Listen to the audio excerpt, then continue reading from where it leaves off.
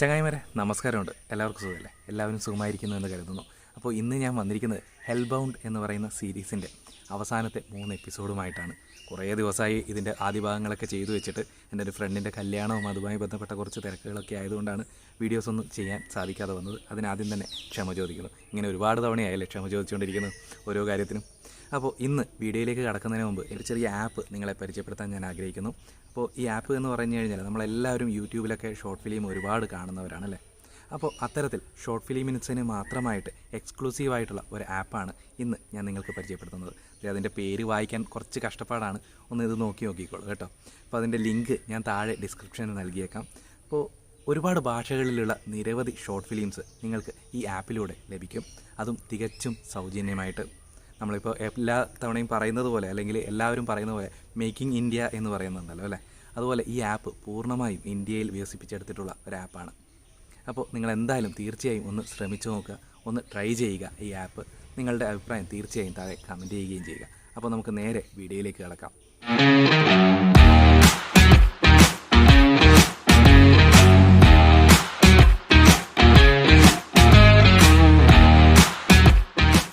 നാലാമത്തെ എപ്പിസോഡിന്റെ തുടക്കത്തിൽ തന്നെ ഒരു അഡ്വർടൈസ്മെന്റ് ആണ് കാണിക്കുന്നത്.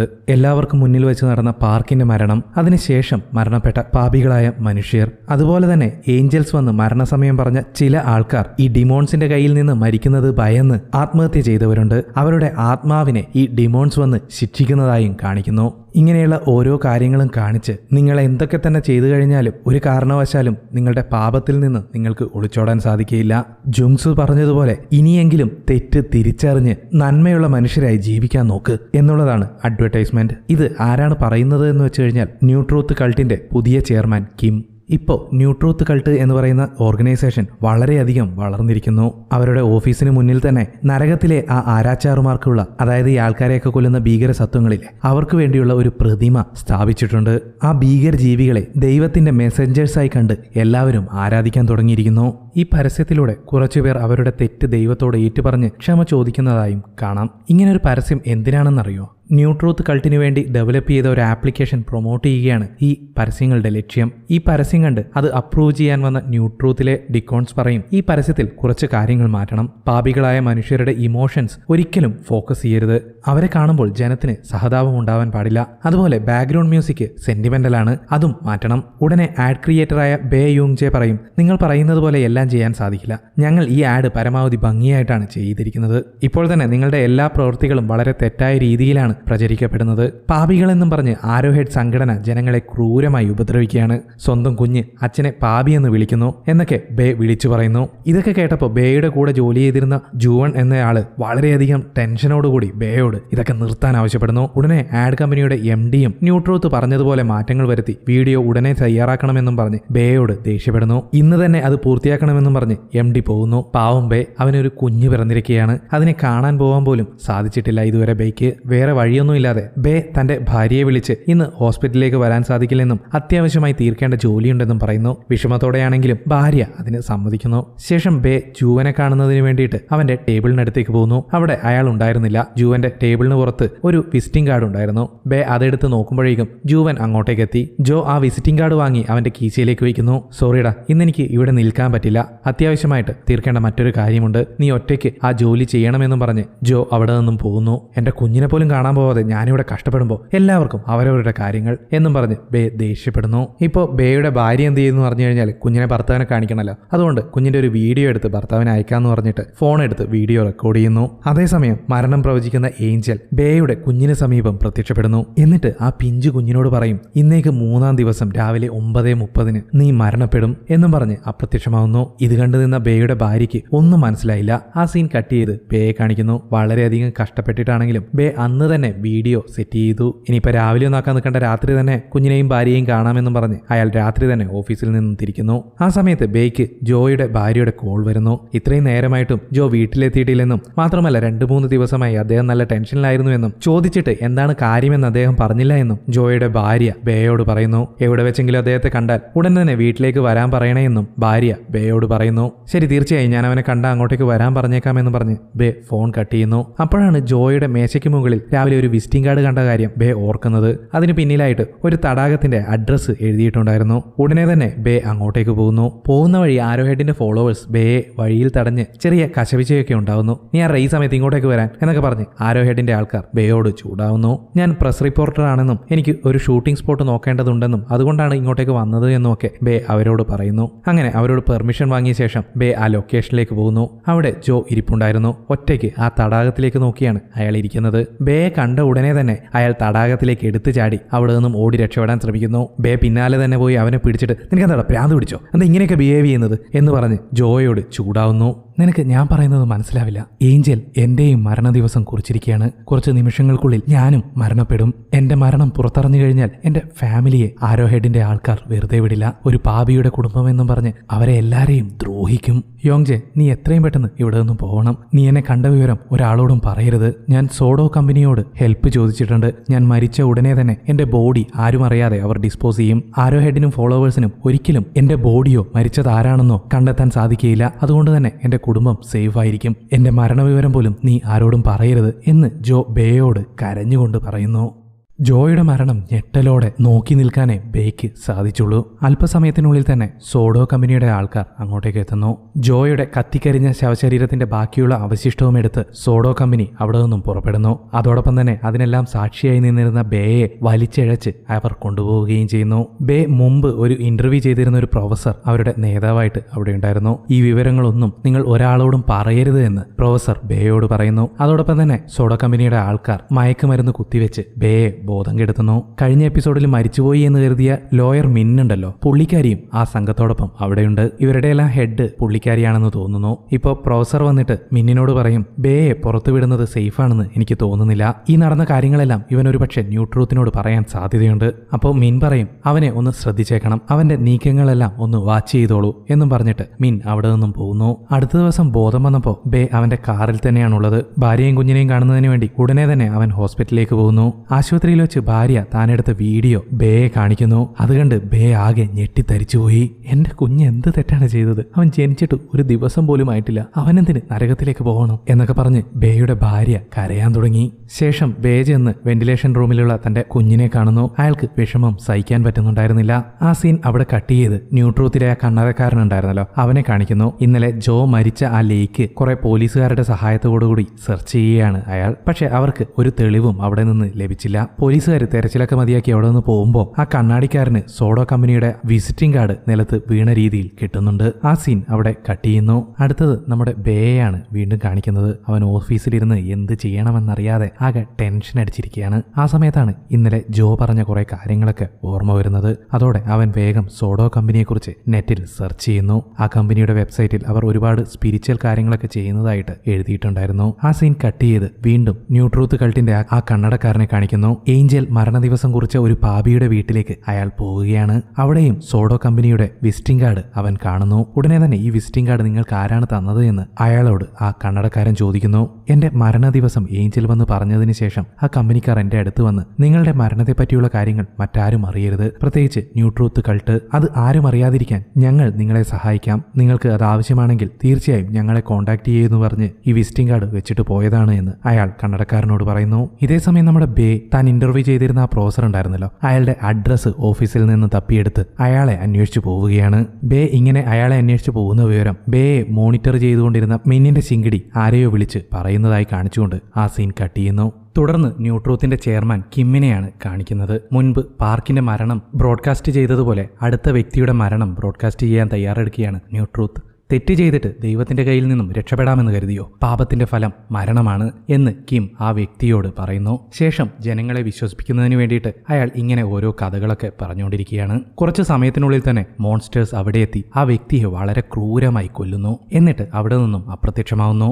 ശേഷം കിം ആ അവശിഷ്ടങ്ങൾക്ക് മുന്നിൽ നിന്ന് വീണ്ടും പ്രസംഗിക്കുന്നു. പാപം ചെയ്താൽ നിങ്ങളുടെ അന്ത്യവും ഇതുപോലെ ക്രൂരമായിരിക്കും, ദൈവത്തിന്റെ മഹിമകളിൽ വിശ്വാസമർപ്പിച്ച് ജീവിക്കാൻ നോക്ക് എന്നൊക്കെ പുലമ്പുകയാണ് കിം. മറുവശത്ത് നമ്മുടെ ബേ ആ പ്രൊഫസറുടെ അടുത്ത് ചെന്ന് തന്റെ ഭാര്യ റെക്കോർഡ് ചെയ്ത ആ വീഡിയോ കാണിച്ചു കൊടുക്കുന്നു. ന്യൂട്രൂത്തും ആരോ ഹെഡും പറയുന്നത് പ്രകാരം തെറ്റ് ചെയ്തവരെയാണ് ദൈവം ഇതുപോലെ ശിക്ഷിക്കുന്നത്. ജനിച്ചിട്ട് വെറും 2 ദിവസം മാത്രമായ എന്റെ കുഞ്ഞ് എന്ത് തെറ്റ് ചെയ്തിട്ടാണ് ഇങ്ങനൊരു ശിക്ഷ എന്ന് ബേ പ്രൊഫസറോട് ചോദിക്കുന്നു. ഈ ന്യൂട്രൂത്തും ആരോ ഹെഡും ഒക്കെ പറയുന്നത് നുണയാണ്. ദൈവം എങ്ങനെയാണ് ഇതുപോലെ വ്യക്തികളെ തിരഞ്ഞെടുക്കുന്നതെന്ന് ഞങ്ങൾക്ക് ഇതുവരെ മനസ്സിലായിട്ടില്ല. പക്ഷെ അതെന്തായാലും ന്യൂട്രൂത്തും ആരോ ഹെഡും പറയുന്നത് പോലെ തെറ്റ് ചെയ്തവരെ മാത്രമല്ല, അത് ആര് വേണമെങ്കിലും ആകാം. ഇപ്പോൾ നിങ്ങളുടെ കുഞ്ഞ് ഉൾപ്പെട്ടതുപോലെ. അത് എന്തുകൊണ്ടാണെന്ന് ചോദിച്ചാൽ ഞങ്ങളുടെ പക്കൽ അതിനുള്ള ഉത്തരമില്ല. പക്ഷെ ഇങ്ങനെ സംഭവിച്ചത് ഒരു നല്ല കാര്യമായിട്ടാണ് എനിക്ക് തോന്നുന്നത്. നിങ്ങളുടെ കുഞ്ഞിന് സംഭവിക്കുന്നത് നമ്മൾ ലൈവ് ബ്രോഡ്കാസ്റ്റ് ചെയ്താൽ പിന്നെ ജനങ്ങൾ ന്യൂട്രൂത്തും ആരോ ഹെഡും പറയുന്നത് ഒരിക്കലും വിശ്വസിക്കില്ല എന്ന് ആ പ്രൊഫസർ ബേയോട് പറയുന്നു. ഇത് കേട്ട് ബേയ്ക്ക് ദേഷ്യം വരുന്നു. എന്തെങ്കിലും സഹായം ലഭിക്കുമെന്ന് കരുതി തന്റെ അടുത്ത് വന്ന ഞാനാണ് മണ്ടൻ. എന്റെ കുഞ്ഞിന്റെ ജീവൻ നിനക്കൊക്കെ കളിപ്പാട്ടം പോലെയാണല്ലേ, ലൈവ് ചെയ്യണം പോലും എന്നൊക്കെ ദേഷ്യപ്പെട്ട് ബേ അവിടെ നിന്നും പോകാനൊരുങ്ങുമ്പോൾ ലോയർ മിൻ അവിടേക്ക് വരുന്നു. എന്നിട്ട്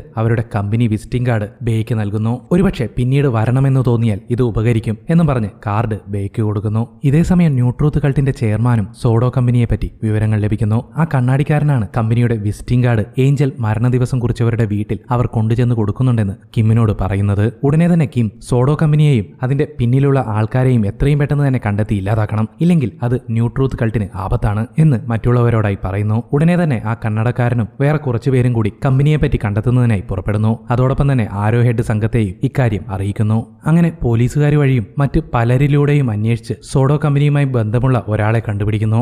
ആരോ ഹെഡ് സംഘം അയാളെയും ഭാര്യയെയും ബന്ദിയാക്കി ചിത്രവധം ചെയ്യുന്നു. ഇതേസമയം ലോയർ മിന്നും പ്രൊഫസറും കൂടി ബേയെ ലൈവ് ടെലികാസ്റ്റിന് സമ്മതിപ്പിക്കാൻ ശ്രമിച്ചുകൊണ്ടിരിക്കുകയാണ്. പക്ഷെ അവരെന്തൊക്കെ പറഞ്ഞിട്ടും ബേ അതിന് സമ്മതിച്ചില്ല. അപ്പോൾ മിൻ പറയും, നിങ്ങളുടെ കുഞ്ഞിന്റെ വിവരം ഒരിക്കലും ന്യൂട്രൂത്തോ ആരോ ഹെഡോ അറിയരുത്. അവരതറിഞ്ഞാൽ അവരുടെ വാദങ്ങൾ പൊളിയാതിരിക്കാൻ നിങ്ങളെയും കുടുംബത്തെയും അവർ ഇല്ലാതാക്കും. അതുകൊണ്ട് സൂക്ഷിക്കണം എന്ന് മിൻ ബേയോട് പറയുന്നു. മറുവശത്ത് ആരോ ഹെഡ് സംഘം അവർ പിടിച്ചുവെച്ചിരുന്ന ആളെയും അയാളുടെ ഭാര്യയെയും ടോർച്ചർ ചെയ്ത് പ്രൊഫസറുടെ പേര് മനസ്സിലാക്കുന്നു. ഇതേസമയം പ്രൊഫസർ ബേയോട് തന്റെ പഴയ കഥകളൊക്കെ പറഞ്ഞ് കൺവിൻസ് ചെയ്യാൻ ശ്രമിക്കുകയാണ്. ഇന്നലെ ജനിച്ച കുഞ്ഞ് നിങ്ങൾക്ക് എത്രമാത്രം പ്രിയപ്പെട്ടതാണോ അതുപോലെ തന്നെയായിരുന്നു എനിക്ക് എന്റെ മകളും. അവളായിരുന്നു എന്റെ ലോകം. ഒരിക്കൽ ഞാനും അവളും കാറിൽ പോകുന്ന സമയത്ത് പെട്ടെന്ന് മരണദേവത പ്രത്യക്ഷപ്പെട്ട് എന്റെ മകളെ നോക്കി അല്പസമയത്തിനുള്ളിൽ നീ മരണപ്പെടുമെന്ന് പറഞ്ഞു. ഉടനെ തന്നെ ആ മോൺസ്റ്റേഴ്സ് ഞങ്ങളുടെ അടുത്തേക്കെത്തി. അതുകണ്ട് പേടിച്ച് കൺട്രോൾ നഷ്ടപ്പെട്ട് ഞങ്ങളുടെ കാർ ആക്സിഡന്റ് ആയി. എനിക്കറിയാം എന്റെ മകൾ ഒരു തെറ്റും ചെയ്തിട്ടില്ലെന്ന്. പക്ഷെ എങ്കിലും ആ മോൺസ്റ്റേഴ്സ് എന്റെ കൺമുന്നിൽ വെച്ച് തന്നെ അവളെ കൊന്നുകളഞ്ഞു. നിങ്ങളെപ്പോലെ തന്നെ എല്ലാവർക്കും പല വിഷമങ്ങളും ഉണ്ടാകും. അതൊക്കെ നോക്കാൻ നിന്നാൽ നമുക്കൊരിക്കലും സത്യങ്ങൾ പുറത്തു കൊണ്ടുവരാനോ ജനങ്ങളെ വിശ്വസിപ്പിക്കാനോ സാധിക്കില്ല. ഇനിയെല്ലാം നിങ്ങളുടെ കയ്യിലാണ് എന്നും പറഞ്ഞ് പ്രൊഫസർ അവിടെ നിന്നും പോകുന്നു. ബേ ആവട്ടെ അയാൾ പറഞ്ഞതിനെ കുറിച്ചൊക്കെ ആലോചിച്ച് നേരെ വീട്ടിലേക്ക് ചെല്ലുന്നു. ശേഷം തന്റെ കുഞ്ഞിനെ എടുത്ത് താലോലിച്ചുകൊണ്ട് അതേപ്പറ്റി തന്നെ അയാൾ വീണ്ടും വീണ്ടും ചിന്തിക്കുന്നു. ഇതേസമയം ആരോ ഹെഡിന്റെ ആൾക്കാരും ന്യൂട്രൂത്ത് ആൾക്കാരും ചേർന്ന് പ്ലാൻ ചെയ്ത് പ്രൊഫസറുടെ കാർ ആക്സിഡന്റ് ഉണ്ടാക്കുന്നു. മറുവശത്ത് ബേ ആകട്ടെ തന്റെ ഭാര്യയോട് ലൈവ് ബ്രോഡ്കാസ്റ്റിന്റെ കാര്യം പറഞ്ഞ് അതിന് ഞാൻ സമ്മതിക്കണോ എന്ന് ചോദിക്കുന്നു. ഇത് കേട്ട ഭാര്യയാവട്ടെ കുഞ്ഞിനെക്കുറിച്ച് ആലോചിച്ച് കരയുന്നു. എന്തിനാ ആ ദൈവം ഒരു തെറ്റും ചെയ്യാത്ത നമ്മുടെ കുഞ്ഞിനെ തിരഞ്ഞെടുത്തത് എന്നൊക്കെ പറഞ്ഞ് കരയുകയാണ് ആ സ്ത്രീ. മറ്റൊരിടത്ത് ആരോ ഹെഡിന്റെ ആൾക്കാർ മിന്നിന്റെ ടീമിലുണ്ടായിരുന്ന ആളെയും അയാളുടെ ഭാര്യയെയും തീയിലിട്ട് എരിച്ചു കൊല്ലുന്നു. ആ മോൺസ്റ്റേഴ്സ് കൊന്നതാണെന്ന് വരുത്തി തീർക്കാനാണ് ഇങ്ങനെ കൊല്ലുന്നത്. അതുപോലെ തന്നെ ലോയർ മിന്നിനെയും പിടിക്കാൻ ശ്രമിച്ചെങ്കിലും എല്ലാവരെയും അടിച്ച് താഴെയിട്ട് പുള്ളിക്കാരി രക്ഷപ്പെടുന്നു. അടുത്ത ദിവസം രാവിലെ തന്നെ ആരോ ഹെഡ് കത്തിക്കരിഞ്ഞ ശരീരാവശിഷ്ടങ്ങൾ നഗരമധ്യത്തിൽ കെട്ടിത്തൂക്കി. ഇവർ പാപികളാണ്, അതുകൊണ്ടാണ് ദൈവം ശിക്ഷിച്ചത് എന്ന് എഴുതി വെച്ചിരിക്കുകയാണ്. ശേഷം ആരോ ഹെഡ് ടീം ലോയർ മിന്നിന്റെ ഫോട്ടോ കാണിച്ച് ഇവളും ആ ഗ്യാങ്ങിൽപ്പെട്ടവളാണെന്നും ഉടനെ കണ്ടുപിടിക്കണമെന്നും വീഡിയോയിലൂടെ ആഹ്വാനം ചെയ്യുന്നു. ആ സീൻ കട്ട് ചെയ്ത് ബേയാണ് കാണിക്കുന്നത്. അവന് ലോയർ മിന്നിന്റെ കോൾ വരുന്നു. നിങ്ങളും നിങ്ങളുടെ ഭാര്യയും കുഞ്ഞുമൊക്കെ സേഫ് അല്ലേ എന്ന് മിൻ ചോദിക്കുന്നു. ആ ഞങ്ങൾ സേഫാണ്, ഞാനിപ്പോൾ ഓഫീസിലാണുള്ളത്. എന്താ ഓഫീസിലോ? നിങ്ങൾ എന്തിനാണ് ഭാര്യയും കുഞ്ഞിനെയും ഒറ്റക്കാക്കി വന്നത്? ആരോ ഹെഡും ന്യൂട്രൂത്തും നിങ്ങളുടെ ഭാര്യയെയും കുഞ്ഞിനെയും അപായപ്പെടുത്താൻ സാധ്യതയുണ്ട്, എത്രയും പെട്ടെന്ന് അവരുടെ അടുത്തേക്ക് പോ എന്ന് വക്കീൽ ബേയോട് പറയുന്നു. ആ സീൻ കട്ട് ചെയ്ത് ബേയുടെ ഭാര്യയെയും കുഞ്ഞിനെയുമാണ് കാണിക്കുന്നത്. തന്റെ കുഞ്ഞിനെ രക്ഷിക്കുന്നതിന് വേണ്ടി അപേക്ഷിക്കുന്നതിനായിട്ട് ന്യൂട്രൂത്ത് കൾട്ടിന്റെ ഓഫീസിലേക്ക് പോവുകയാണ് ആ അമ്മ. ഓഫീസിൽ ചെന്ന് ആ കണ്ണടയിട്ടവനോട് ആ വീഡിയോ കൊടുത്ത് കാര്യങ്ങളെല്ലാം പറഞ്ഞ് എങ്ങനെയെങ്കിലും തന്റെ കുഞ്ഞിനെ രക്ഷിക്കണമെന്ന് ആ അമ്മ അയാളോട് പറയുന്നു. ആ വീഡിയോ കണ്ട ഉടനെ ബേയുടെ കുഞ്ഞിനെയും ഭാര്യയെയും സഹായിക്കാനെന്ന പേരിൽ ഒരു മുറിയിലേക്ക് അയാൾ അടച്ചിടുന്നു. എന്നിട്ട് ചെയർമാൻ കിമ്മിനോട് കാര്യങ്ങളെല്ലാം പറയുന്നു. ഈ കാര്യം ഒരിക്കലും പുറത്തു പോകരുത്, അങ്ങനെ വന്നാൽ നമ്മൾ പറയുന്നതൊന്നും പിന്നീട് ആരും വിശ്വസിക്കില്ല. നമ്മുടെ ബിസിനസ് തന്നെ ഇല്ലാതാവും. അതുകൊണ്ട് ആ കുഞ്ഞിന്റെയും തള്ളയുടെയും കഥ കഴിക്കണം എന്ന് കിം അവരോടായിട്ട് പറയുന്നു. ഭാര്യയും കുഞ്ഞും ന്യൂട്രൂത്തിന്റെ കയ്യിലകപ്പെട്ടിരിക്കുകയാണെന്ന് മനസ്സിലാക്കിയ ബേയും ലോയർ മിന്നും ഉടനെ തന്നെ കുറച്ച് പേരെയും കൂട്ടി ന്യൂട്രൂത്തിന്റെ ഓഫീസിലേക്ക് പുറപ്പെടുന്നു. അപ്പോഴേക്കും ന്യൂട്രൂത്തിന്റെ ആൾക്കാർ ബേയുടെ ഭാര്യയുടെ കയ്യിൽ നിന്നും കുഞ്ഞിനെ പിടിച്ചു വാങ്ങി കൊണ്ടുപോകാൻ ശ്രമിക്കുകയാണ്. അപ്പോഴേക്കും വക്കീലും ബേയും അങ്ങോട്ടേക്ക് എത്തുന്നു. ന്യൂട്രൂത്തിന്റെ ആൾക്കാരുമായിട്ട് അവർ ഫൈറ്റ് ചെയ്യുകയും ചെയ്യുന്നു. അവസാനം എങ്ങനെയൊക്കെയോ കൂടി കഷ്ടപ്പെട്ട് കുഞ്ഞിനെയും ഭാര്യയെയും രക്ഷപ്പെടുത്തി ബേയും ലോയർ മിന്നും കൂടി അവിടെ നിന്ന് കാറിൽ പുറപ്പെടുന്നു.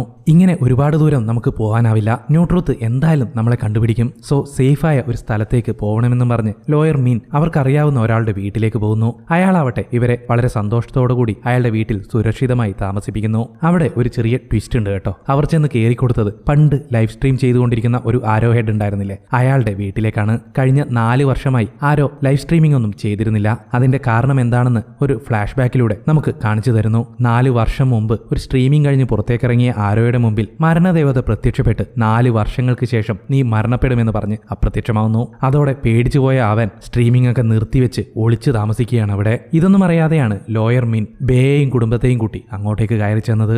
ശേഷം അവൻ എല്ലാവരെയും വീട്ടിൽ വിട്ടിട്ട് കുറച്ച് സാധനങ്ങൾ വാങ്ങിയിട്ട് വരാമെന്ന് പറഞ്ഞ് പുറത്തേക്ക് പോകുന്നു. എന്നിട്ട് ന്യൂ ഹെഡിന്റെ ചെയർമാനെ വിളിച്ച് നിങ്ങൾ അന്വേഷിച്ചുകൊണ്ടിരിക്കുന്ന ആൾക്കാരെല്ലാവരും ഇപ്പോൾ എന്റെ വീട്ടിലാണ് അഭയം തേടിയിരിക്കുന്നത് എന്ന് വിളിച്ചു പറയുന്നു.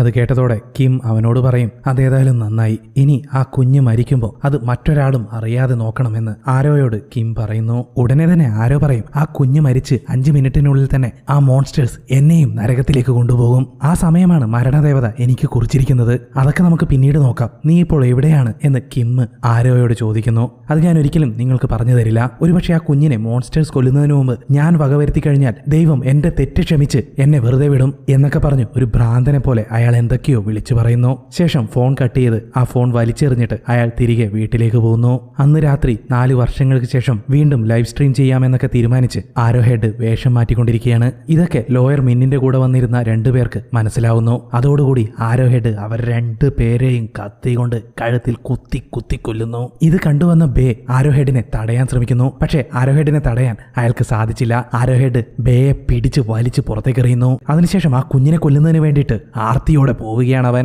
മറുവശത്ത് ആ കുഞ്ഞ് മരിക്കാനുള്ള സമയമായിരിക്കുന്നു. ആ അമ്മയുടെയും കുഞ്ഞിന്റെയും മുന്നിൽ ആ മോൺസ്റ്റേഴ്സ് പ്രത്യക്ഷപ്പെടുന്നു. തന്റെ കുഞ്ഞിനെ ആ മോൺസ്റ്റേഴ്സിന് വിട്ടു നൽകാൻ ആ അമ്മ തയ്യാറല്ലായിരുന്നു. അവൾ കുഞ്ഞിനെയും കൊണ്ട് അവിടെ നിന്നും ഓടാൻ തുടങ്ങി. അവളെയും കുഞ്ഞിനെയും രക്ഷിക്കാൻ വന്ന ലോയർ മിന്നിനെയും ആ മോൺസ്റ്റേഴ്സ് എടുത്ത് വലിച്ചെറിയുന്നു.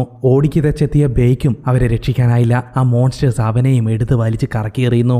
എന്നാലും അവർ 2 പേരും തളരാതെ പരസ്പരം ഹഗ് ചെയ്ത് ഒരു പൈപ്പ് എടുത്ത് തങ്ങൾക്ക് ചുറ്റുമായിട്ട് വരിഞ്ഞ് മുറുക്കി കെട്ടുന്നു. അവർക്ക് മധ്യത്തിലായിട്ട് ആ കുഞ്ഞിനെ വെക്കുകയും ചെയ്യുന്നു. നമ്മൾ മരിച്ചാലും കുഞ്ഞിനെ അവർക്ക് വിട്ടു നൽകില്ല എന്ന ദൃഢനിശ്ചയമായിരുന്നു ആ അച്ഛനും അമ്മയ്ക്കും. ഇത് കണ്ടുനിന്ന മോൺസ്റ്റേഴ്സ് അവരെ 3 പേരെയും തങ്ങളുടെ ശക്തി ഉപയോഗിച്ച് കരിച്ചു കളയുന്നു.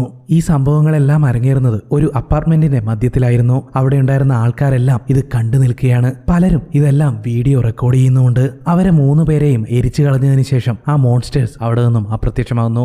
ലോയർ മിന്നാവട്ടെ അവരുടെ മരണത്തെക്കുറിച്ചോർത്ത് അലറി വിളിക്കുന്നു. പെട്ടെന്ന് ആ കുഞ്ഞിന്റെ കരച്ചിൽ അവിടെ മുഴങ്ങുന്നു. എല്ലാവരും അത്ഭുതപ്പെട്ടുപോയി. ഇതെന്തുകൊണ്ടാണ് ദൈവം ആ കുഞ്ഞിന് പകരം അതിന്റെ അച്ഛനെയും അമ്മയെയും ശിക്ഷിച്ചത് എന്ന് എല്ലാവർക്കും സംശയം തോന്നുന്നു. ഈ സമയം അവിടെ ഉണ്ടായിരുന്ന ആരോ ഹെഡ് ആവട്ടെ ഒരു കത്തിയെടുത്ത് ആ കുഞ്ഞിനെ കുത്തി കൊല്ലാൻ ഒരുങ്ങുകയാണ്.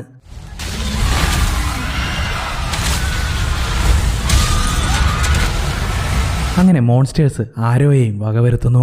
അവസാനം ഇതെല്ലാം കണ്ടു നിന്നിരുന്ന ലോയർ മീൻ ആ കുഞ്ഞിനെയും എടുത്തിട്ട് അവിടെ നിന്നും പോകുന്നു. ഈ സംഭവങ്ങളെല്ലാം അവിടെ ഉണ്ടായിരുന്ന ജനങ്ങളെല്ലാം കണ്ടുകൊണ്ടിരിക്കുകയല്ലേ. അതുമാത്രമല്ല എല്ലാവരും വീഡിയോ എടുത്ത് സോഷ്യൽ മീഡിയയിലൊക്കെ ഷെയർ ചെയ്യുന്നുണ്ട്. അതോടുകൂടി ന്യൂട്രൂത്തിന്റെ വാദങ്ങളെല്ലാം തെറ്റാണെന്ന് ജനങ്ങൾക്കെല്ലാം മനസ്സിലാവുന്നു. ദൈവം തെറ്റ് ചെയ്തവരെ മാത്രമല്ല ആരെ വേണമെങ്കിലും ശിക്ഷിക്കുമെന്ന് അവർക്ക് എല്ലാവർക്കും ബോധ്യമാവുന്നു. അതോടെ ന്യൂട്രൂത്തും ആരോ ഹെഡും ദൈവത്തെ പറ്റി കള്ളമാണ് പറയുന്നത് എന്ന് ജനങ്ങൾക്കെല്ലാം മനസ്സിലായി. ഈ കാര്യങ്ങളെല്ലാം ഒരു മുത്തച്ഛൻ ന്യൂട്രൂത്തിലെ ആ കണ്ണടക്കാരനോട് പറയുന്നു. ഇത്രയും കാലം ഞങ്ങൾ നിങ്ങളെ വിശ്വസിച്ചു, ഇനി ഒരിക്കലും ഞങ്ങൾ നിങ്ങളുടെ കള്ളത്തരങ്ങൾ വിശ്വസിക്കുകയില്ല. നിങ്ങൾ ദൈവത്തെ പറ്റി പറയുന്നതെല്ലാം നുണയാണ്. അതോടുകൂടി ആ കണ്ണടക്കാരൻ ദേഷ്യം വന്ന് ആ വൃദ്ധന്റെ പ്രായം പോലും നോക്കാതെ അയാളെ ക്രൂരമായി മർദ്ദിക്കുന്നു. ഇത് കണ്ട ജനങ്ങളെല്ലാം സ്തബ്ധരായി നിൽക്കുകയാണ്. അപ്പോഴേക്കും പോലീസ് അവിടെ എത്തി ആ കണ്ണടക്കാരനെ അറസ്റ്റ് ചെയ്യുന്നു. ഇതേ സമയം നമ്മുടെ ലോയർ മീൻ ആ കുഞ്ഞിനെയും കൂട്ടി ഒരു ടാക്സിയിൽ കയറി എങ്ങോട്ടോ പോകുന്നു. അയ്യേ ഇത്രയേ ഉള്ളൂ, ഇതോടുകൂടി സീരീസ് തീർന്നോന്ന് വിചാരിച്ചിട്ട് ഞാനിങ്ങനെ അന്തം വിട്ട് നിൽക്കുകയായിരുന്നേ. ആ സമയത്താണ് ഒരു കിടിലൻ ടെയിൽ ആൻഡ് ട്വിസ്റ്റ് പുറത്തുവിടുന്നത്.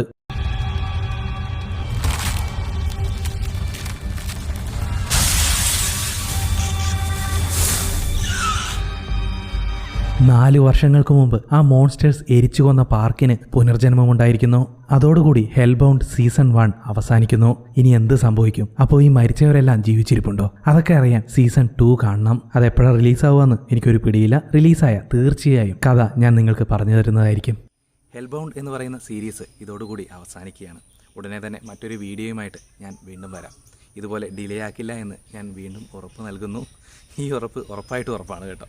അല്ലാതെ എപ്പോഴും പറയുന്ന പോലെ ഉറപ്പ് പറയുന്നു പിന്നെ അങ്ങ് പോവും, ഇനി ഭാഗത്തേക്ക് വരില്ല. അതിന് ക്ഷമ ചോദിക്കുന്നു. അപ്പോൾ എന്തായാലും കണ്ടിന്യൂസ് ആയിട്ട് വീഡിയോ ചെയ്യാൻ ഞാൻ തീർച്ചയായും ശ്രമിക്കുന്നതാണ്. അപ്പോൾ വീണ്ടും കാണാം. അതുവരെ